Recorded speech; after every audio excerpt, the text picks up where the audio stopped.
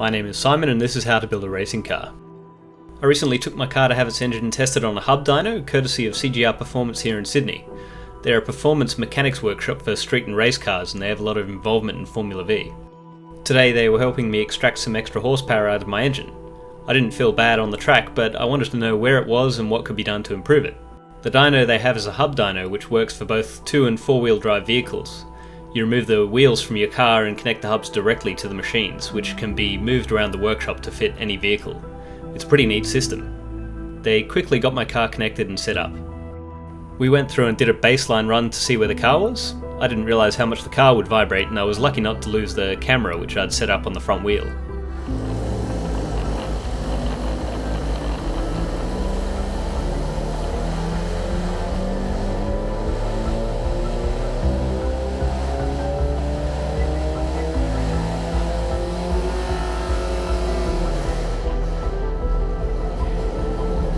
Once we had the baseline, Dylan from CGR Performance went through and did a laundry list of checks, looking at the valve lift and the timing, which you can see us testing here. The light acts like a camera flash, going off every time a certain cylinder fires. This lights up the flywheel on the front of the engine, which is directly connected to the crankshaft. Your eye is then able to read what position the crankshaft is in each time the spark plug fires, showing you the engine's timing.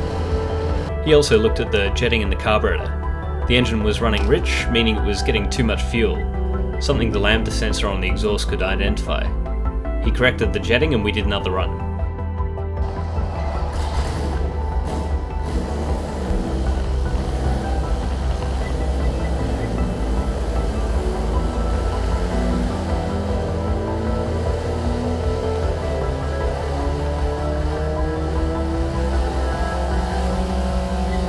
This gained us around 2 horsepower and removed the lumpiness from the power curve. Not too bad.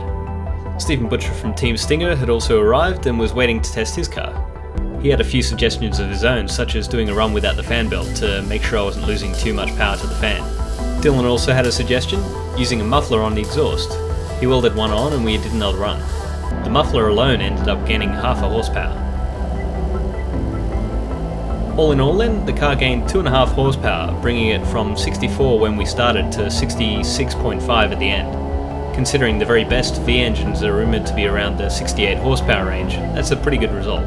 Even better, Dylan left me with a list of things I could do to gain at least another horsepower out of the engine, which will put me right up there with the best. All in all then, a successful day. I want to say a huge thanks to CGR Performance. They spent 4 solid hours on improving my car and made every effort to give me the best possible result. They have a lot of involvement in Formula V and their crew are always very professional and bloody good at what they do. Plus they're the same guys you will get if you bring your road or race car to them. Anyway, I hope you've enjoyed seeing that and I'll see you on the next one.